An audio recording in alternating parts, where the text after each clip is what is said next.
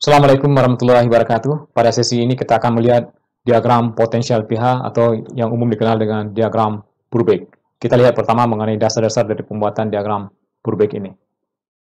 Diagram Brubaker ini dibuat berdasarkan persamaan yang didapatkan oleh Nernst, di mana E itu sama dengan E0 minus RT dibagi dengan NF dan K. Jadi di sini terlihat Brubaker. Saya tidak tahu ini tahun berapa, tahun mungkin 1960-an atau 50-an, perasaan dia memberikan kuliah di Belgia. Ini pasangan dia sudah agak senior. Diagram Brubaker, diagram yang terdiri dari sumbu Y-nya adalah potensial, sumbu X-nya adalah pH. Dan itu diambil keadaan standar untuk ion-ion dalam larutan air, aqueous, adalah 1M. Jadi kalau misalnya dia konsentrasinya 1M, artinya dia dalam keadaan standar, artinya aktivitasnya sama dengan 1. Selanjutnya dengan menggunakan persamaan untuk menentukan pH. pH itu sebenarnya sama dengan minus log aktivitas H+. Dari ini yang kemudian diasumsikan bahwa aktivitas ini berbanding lurus dengan konsentrasi. Jadi pH itu sama dengan minus log konsentrasi dari H+, yang satunya adalah molar. Hal yang lain yang perlu diingat pada penggambaran diagram Brubaker ini, semua reaksinya arah reduksi. Kalau misalnya di arah oksidasi, ubah semua ke arah reduksi. Kita akan lihat terlebih dahulu bagaimana mengalurkan kesetimbangan antara air, oksigen, dan hidrogen pada diagram Brubaker. Karena diagram Brubaker ini diagram yang digunakan pada temperatur kamar, diagram potensial pH. Kalau misalnya kita bicara mengenai pH, potensial, pasti berbicara mengenai air. Jadi yang dialurkan terlebih dahulu adalah seperti apa hubungan antara oksigen, hidrogen, dan air. Kita ambil persamaan yang sudah dibahas pada sesi sebelumnya, reaksi pembentukan dari air, dari oksigen, dan hidrogen. Reaksi yang terjadi adalah oksigen ditambah dengan 4H+, ditambah dengan 4 elektron, menjadi 2H2O. Potensial adalah sama dengan 1,229 volt. Dengan menggunakan persamaan Nernst, E itu sama dengan E0 dikurang 0,05916 dibagi dengan N log K pada temperatur 298 Kelvin. Kemudian diisi, E0 itu sama dengan 1,229 dikurang 0,05916, jumlah elektron yang terlibat adalah 4, log aktivitas H2O pangkat 2 dibagi dengan AH+, pangkat 4 dibagi dengan PO2. Aktivitas H2O sama dengan 1 karena air yang paling banyak terdapat dalam larutan ini, air ya jelas yang paling banyak adalah air, sehingga dia murni air, aktivitas dari air itu dianggap mendekati 1 atau sama dengan 1. Sehingga persamaan yang di atas ini bisa ditulis menjadi E sama dengan 1,229 ditambah 0,05916 dibagi 4 log aktivitas H+ pangkat 4 dikali dengan PO2. Aktivitas H+ pangkat 4 dan PO2 naik ke atas, sehingga tandanya di sini menjadi positif. Setelah itu, diambil perasaan tekanan oksigen sama dengan 1 atm, mendekati 1 atm, artinya murni oksigen, jadi PO2-nya sama dengan 1.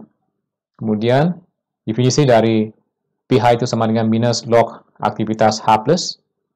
Di sini, 4-nya bisa saling menghilangkan, sehingga yang sisa adalah minus 0,05916 dikali dengan pH. Jadi ini persamaan untuk reaksi elektrokimia di atas ini. Reaksi oksigen ditambah dengan 4H+, ditambah dengan 4 elektron menjadi 2H2O.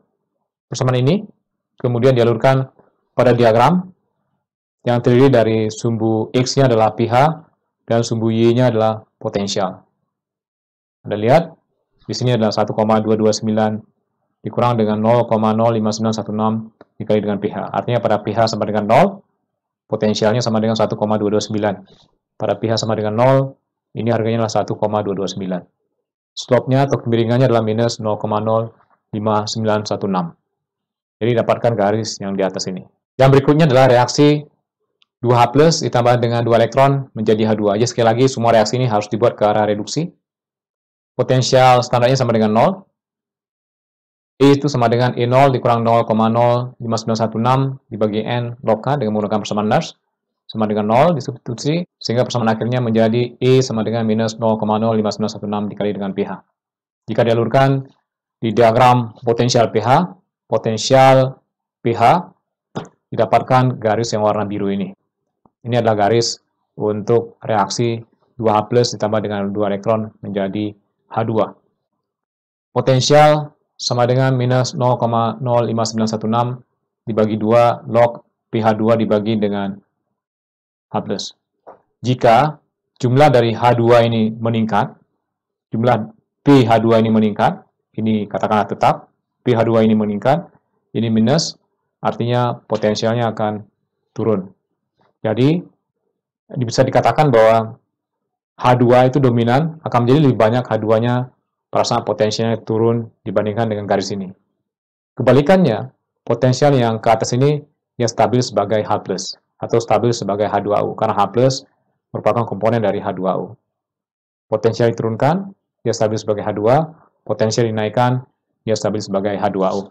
Ya, di sini juga dituliskan kembali, pada pH sama dengan 0, I sama dengan 0, ya, pH sama dengan 0, I sama dengan 0, dimasukkan ke sini, kemudian air stabil pada potensial besar daripada 0, jadi dilihat dalam kasus di pH-nya sama dengan 0 di sini, jadi air stabil pada potensial besar daripada 0, kemudian H2 stabil pada potensial kurang dari 0. Jadi kalau misalnya dilihat dalam kasus sebelumnya, di atas garis merah ini, U2 stabil, di tengah-tengah H2O di sini stabil, kemudian di bagian bawah H2-nya stabil. Di bagian bawah stabil sebagai hidrogen, di bagian tengah stabil sebagai air, di bagian atas stabil sebagai oksigen. Di sini dituliskan kembali, di bagian atas terjadi pembentukan dari oksigen, di bagian tengah adalah air, kemudian di bagian bawah terjadi pembentukan dari hidrogen. Contoh dari aplikasi diagram potensial pH yang sederhana ini untuk air. Jadi ini khusus untuk air, tidak ada komponen yang lain dilihat, air. Air terdisosiasi menjadi oksigen dan hidrogen. Anda lihat di daerah anoda itu potensialnya tinggi, potensialnya lebih, Anda lihat di sini dihubungkan ke kutub positif ke anoda, artinya potensialnya meningkat. Potensial meningkat artinya dia bergerak ke atas, potensialnya bergerak ke atas, potensialnya meningkat. Di situ H2O menjadi oksigen. Sebaliknya, di daerah katoda dihubungkan ke kutub negatif. Artinya potensial di sini menjadi turun, lebih negatif. Ini menjadi lebih positif, ini menjadi lebih negatif. Artinya potensialnya turun. Begitu potensialnya turun, yang tadi di bagian atas adalah H2O berubah menjadi gas hidrogen. Di sini stabil sebagai gas hidrogen. Artinya di katoda terjadi pembentukan gas hidrogen, di anoda terjadi pembentukan dari gas oksigen.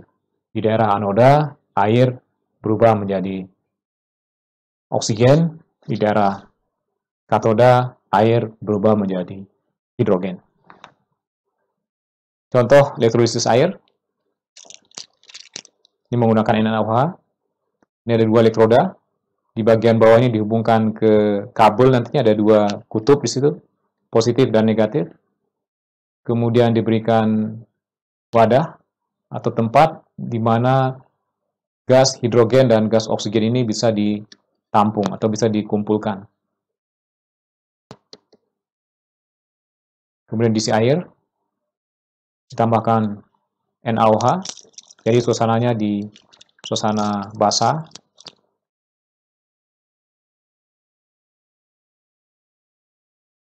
Diaduk, kemudian itu dimasukkan, ya, supaya elektrodanya atau gas-gas yang terbentuk di elektroda bisa dikumpulkan, lari melalui selang kecil ini, kemudian masuk ke dalam botol, bisa dilihat nanti gelembung-gelembung yang terbentuk di sini, kemudian di bagian atas, kalau masuk dikumpulkan, dimasukkan ke dalam kresek, itu bisa lakukan.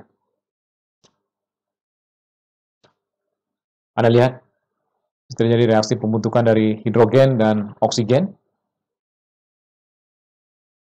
Ini hidrogen yang terbentuk. Di sebelahnya adalah oksigen yang terbentuk.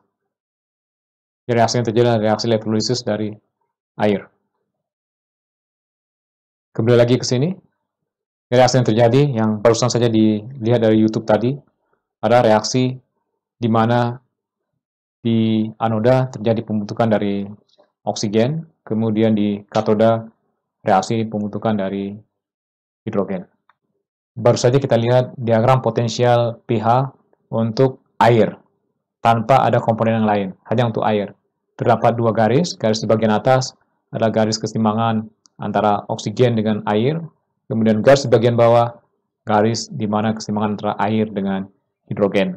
Diagram ini bisa digunakan untuk menjelaskan reaksi pembentukan dari hidrogen dan oksigen dari air. Saya akhiri segmen ini. Assalamualaikum warahmatullahi wabarakatuh.